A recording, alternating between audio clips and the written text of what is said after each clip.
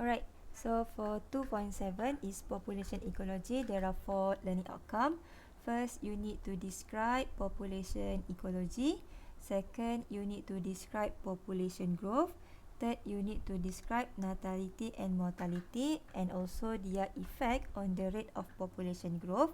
And the last one, you need to state the basic form of growth curve. There are 2 basic form of growth curve. So first is exponential growth curve. Example is human population, and second is logistic growth curve. Example is paramecium species. Okay, so first, what is population ecology?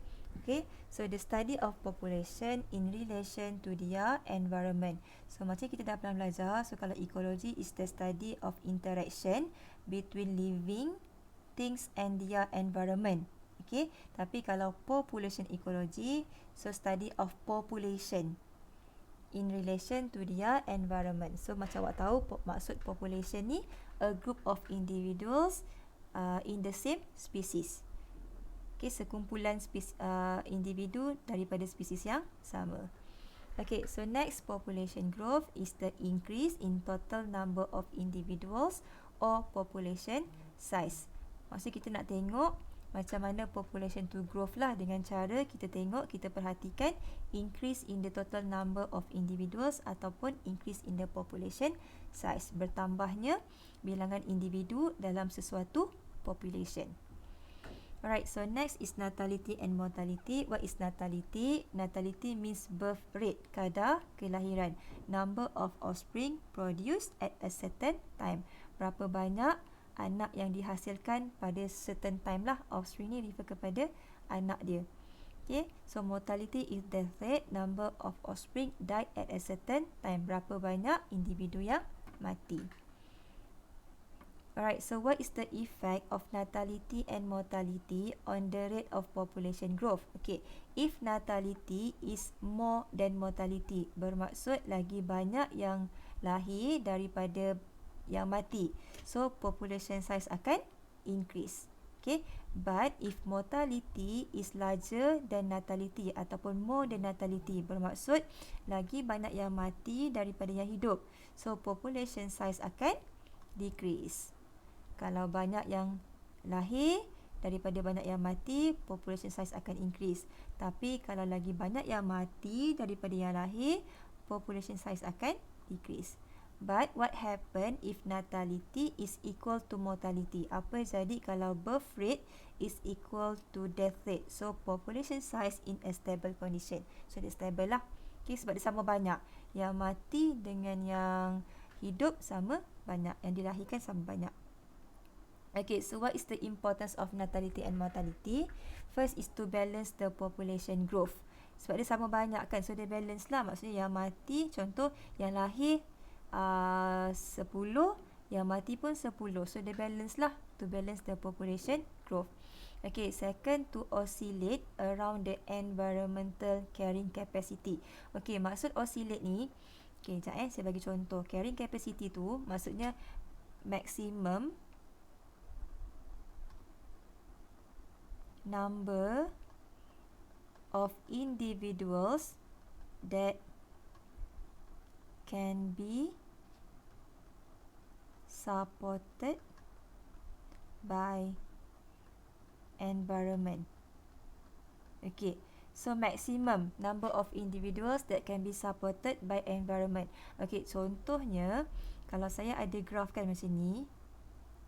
Okay, so number of individuals akan semakin meningkat sampai satu tahap dia akan jadi pegun macam ni. Okay, bermaksud ini dah capai carrying capacity. Katalah carrying capacity ada 40. Saya bagi contoh dah yang mudah kan. Contoh dalam kelas tutor kita kan. Dalam kelas tutor tu ada 30 meja, ada 30 kerusi. So maksimum dia punya carrying capacity adalah 30 lah, sebab maksimum yang boleh masuk adalah 30 orang sebab ada 30 meja dan 30 kerusi. Itu maksud carrying capacity. Maximum number of individuals that can be supported by environment. So kalau kes macam ni, kita akan kata 40 ni adalah carrying capacity lah. Ini maximum. So oscillate ni bermaksud kalau population growth tu dia macam ni. Kalau contoh dia naik, okey, katalah number of individuals melebihi 40. Nanti akan ada individu yang mati. Sebab tak boleh supported by environment. Contoh mungkin makanan tak cukup ke, ataupun berlakunya competition, nanti number of individuals tu akan menurun. Okay. Bila below the carrying capacity, so ada ruang lagi kan, nanti akan ada pertambahan individuals. Ini maksud oscillate. Okay, to oscillate around the environmental carrying capacity. Sebab itulah natality dengan mortality ni penting. Okay, kita nak kena balancekan population growth tu supaya dekat satu-satu kawasan tu tak terlampau padat. Maksudnya dia kena achieve carrying capacity lah. Maksudnya maximum number of individuals yang boleh supported by environment supaya equilibrium can achieve. Kalau tak, kalau terlebih daripada carrying capacity, apa kesan dia? Nanti akan ada individu yang mati. Mungkin sebab competition, mungkin sebab tak cukup makanan. Sebab tu kita kena balance population growth. Okay, next. Alright, so this is the feedback control of natality and mortality. Alright, so kalau normal condition, okay, what happen if population over than carrying capacity? Okay, bila jumlah individu melebihi carrying capacity, environmental resistance akan semakin meningkat. Okay, apa maksud environmental resistance? Contoh environmental resistance, okay, apa-apa sahaja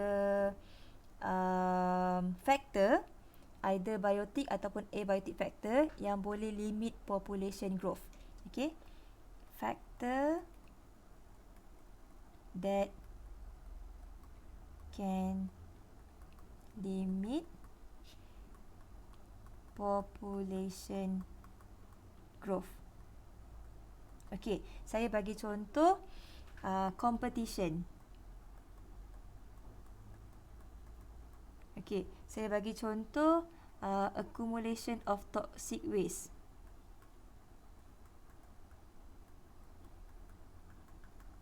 Okay, seterusnya lagi contoh berlakunya apa lagi competition, accumulation of toxic waste, limited food supply. Okay, ini contoh-contoh environmental resistance. Bila terlampau banyak individu, nanti food supply akan semakin berkurang. Nanti bila tak dapat makan, dia mati. So, bila population over than carrying capacity, nanti environmental resistance akan increase. So, it will limit population growth. Okay, so nanti population akan berkurang. It will decrease the population size ataupun decrease the population growth back to the normal population. Okay, and what happen if the number of population lower than carrying capacity, kurang daripada carrying capacity? So environmental resistance semakin berkurang lah, nanti population size akan semakin meningkat. Okay, bermaksud natality is more than mortality. Tapi kalau population melebihi carrying capacity, so natality akan kurang daripada mortality. Bermaksud akan lagi banyak yang mati compare yang lahir. Okay, so K ni adalah carrying capacity. Okay, K adalah short form untuk carrying capacity. Yang saya explain tadi, yang maximum number yang saya tulis kat atas tadi ni. Maximum number of individuals that can be supported by environment. Okay, contoh macam ni lah. Kalau katalah let's say dekat satu kawasan tu dia punya carrying capacity cuma 40 individu je yang boleh duduk. Okay, so katakanlah what happen if population size melebihi carrying capacity. Okay, so nanti akan munculnya environmental resistance. Environmental resistance akan muncul. Contoh macam saya bagi tahu tadi, mungkin berlakunya competition, mungkin berlakunya accumulation of toxic waste, keadaan jadi tak berapa nak ideal condition, so nanti akan ada yang mati, ada yang tak boleh survive. Mungkin berlakunya limited food supply, so nanti bila environmental resistance increase, apa kesan dia? Dia akan limit population size ataupun limit population growth, menyebabkan akan ada yang mati, so the number of population akan semakin berkurang, akan decrease lah. Okay, ini sama yang kat bawah ni. Kalau population is more than carrying capacity, individu tu lagi lebih daripada carrying capacity. Nanti environmental resistance akan increase. Apa maksud environmental resistance? Factor that can limit population growth. So nanti population size akan decrease back to the normal condition. Bermaksud keadaan ni natality is less than mortality. Akan lagi banyak yang mati daripada yang lahir. Tetapi kalau population is less than carrying capacity, okay, bermaksud environmental resistance akan berkurang, so population size akan increase. So keadaan ni akan menyebabkan natality is more than mortality. Akan lagi banyak yang lahir daripada yang mati. Okay. Alright, seterusnya awak kena tahu population growth curve. There are two types of growth curve. So first is exponential growth curve. Example is human population. Memang tak ada contoh organism yang lebih sesuai kita gunakan, memang human sahaja. Sebab kita tahu macam exponential, graph tu akan semakin meningkat. Okay. Tapi kalau logistic growth curve, example-nya paramecium species population. Yang ini kita pernah belajar sem lepas yang sigmoid growth curve. Sama maksud logistic growth curve. Ini kita pernah belajar lah. Okay, so kita tengok dahulu dia punya penerangan. So untuk logistic growth curve, we are using paramecium species population as example. Okay. So ini graph dia berbentuk sigmoid ataupun S shape. So dia punya axis dia population size again time. So sama je macam yang sigmoid growth curve, there are 4 phases. So first is lag, second is log, third is decelerating, and last kali is stationary. Kalau sem lepas kita belajar yang plateau phase tu. Okay. Okay, so there are 4 phase. Yang pertama, lag phase, population grow slow. Kenapa dia punya growth dia slow? Sebab adapting to the new environment. So masa ni low number of mature and reproductively active individuals. Dia belum sampai tahap matured lah.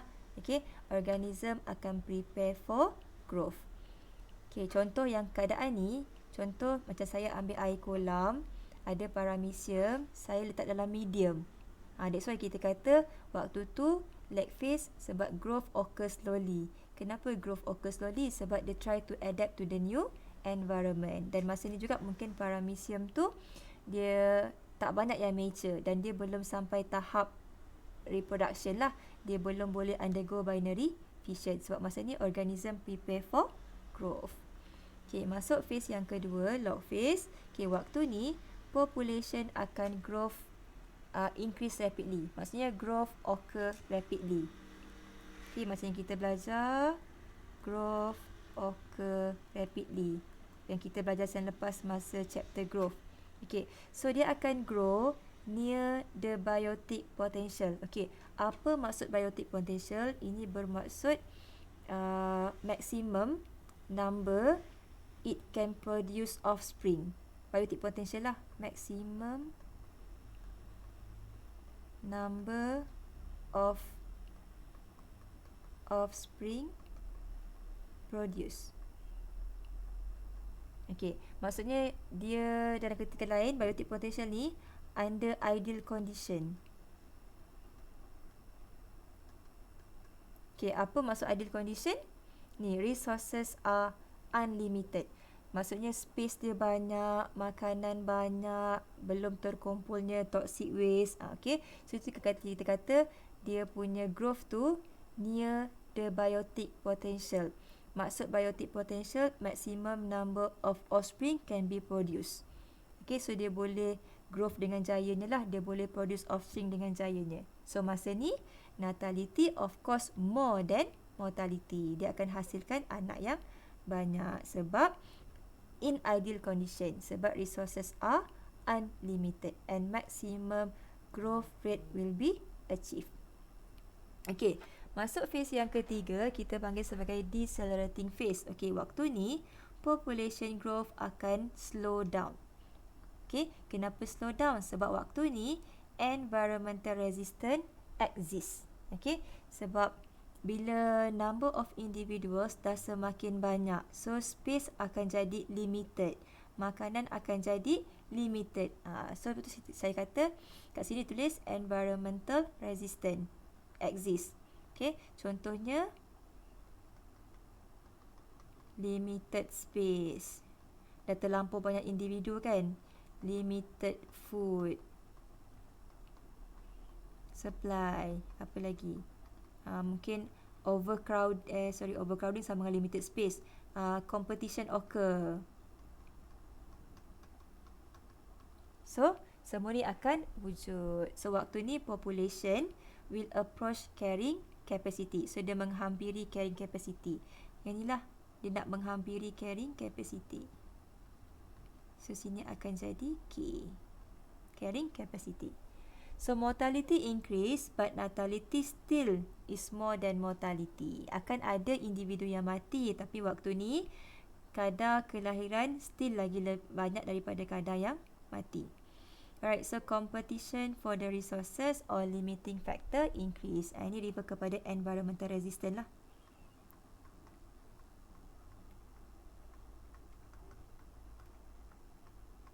Environmental resistance ni lah yang akan limit the population growth. Okay, sebab tu akan ada yang mati. And yang terakhir, we have stationary phase. So, waktu ni population size is stable. Sebab natality is equal to mortality. So, zero population growth rate ataupun growth rate is equal to 0. Kenapa tak ada kadar pertumbuhan? Sebab natality is equal to mortality. Yang lahir sama banyak dengan yang mati. Sebab tu kita kata growth rate is 0. Okay, so itu sahaja untuk logistic growth curve. So, kena tahulah apa yang terjadi pada lag phase, log phase, decelerating and stationary phase. So, kita menggunakan paramecium population as example. And the last one, we have exponential growth curve. Okay, example-nya human. Memang tak ada contoh lain, human sahaja yang boleh dicontoh. Okay, kenapa? Okay, kalau tengok kat sini, untuk exponential growth curve, dia adalah unlimited growth of a population. Kalau logistik tadi, dia kategori limited.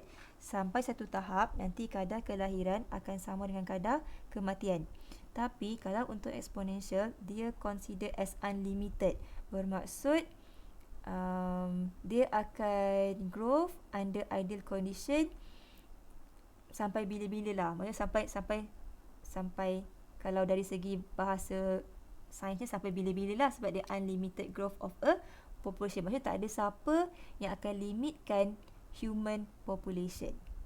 Kalau dari segi macam manusia, tak ada siapalah nak limitkan manusia sampai bila manusia tu boleh hasilkan anak ataupun tidak. Kita ambil kira Malaysia lah. Jangan ambil kira, mungkin ada certain negara yang dia ada polisi, mungkin satu pasangan tu mungkin satu anak sahaja ataupun dua anak sahaja. Tapi kita ambil kira macam kat Malaysia, kita consider unlimited growth of a population lah. Satu family tu terpulang lah nak ada 10 anak ke, 11 anak ke, tak ada orang halang. Okay? Alright, there are two phases of exponential growth curve. Yang pertama adalah lag phase. Okay, so during lag phase, population size increase slowly. Yang ini sama dengan lag phase yang logistik tadi. Okay, so population size increase slowly, but log phase is the population size increase rapidly over time.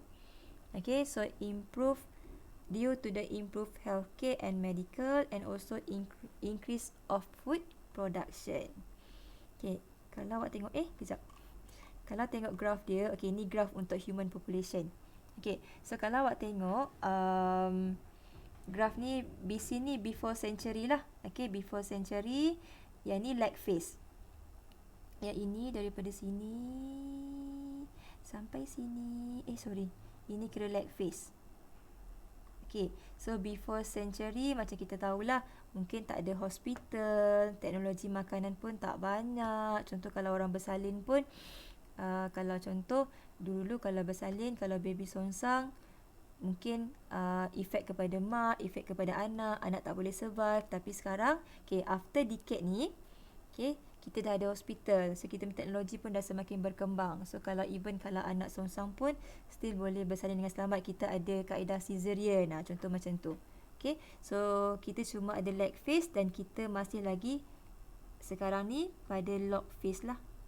Okay, sebab populasi manusia semakin bertambah. Cumanya kalau tak dekat sini, ada satu kejadian yang kita panggil sebagai deplug. Deplug ni, waktu ini ada satu, orang panggil apa ya? Bukan fenomena. Satu keadaan yang number of human berkurang dalam jumlah yang banyak. Berjuta, beratus juta lah, disebabkan satu penyakit bawaan tikus. Yang tu tengok boleh Google. Orang panggil sebagai Black Death kalau tak silap saya. Nanti kena Google balik. Okay. So keadaan ni hampir macam menyerupai yang kita tengah alami sekarang. Kan macam awak tahu COVID, even kat Malaysia pun dah berapa ramai yang mati sebab COVID. So kalau awak ambil kumulatif untuk the whole world punya kematian yang berkaitan dengan COVID. So dia boleh macam lebih kurang deplug ni lah. Maksudnya deplug ni satu situasi yang menyebabkan sangat banyak manusia yang terkorban disebabkan wabak jangkitan penyakit dibawa oleh tikus. Nanti boleh Google Okay. So ini deplug. Nampak tak ada penurunan number of individuals. Lebih kurang macam sekarang lah COVID. Cumanya sekarang ni mungkin COVID mungkin disebabkan vaksin ataupun mungkin disebabkan virus tu dah tak berapa mengganas. So number of individuals yang mati disebabkan COVID pun semakin berkurang. Okay. Alright, so ini untuk exponential growth curve. Cuma ada dua phase sahaja. Lag phase dengan log phase. So sekarang kita masih lagi berada pada log phase. Right. So itu sahaja untuk growth curve. Dan itu sahaja untuk population ecology.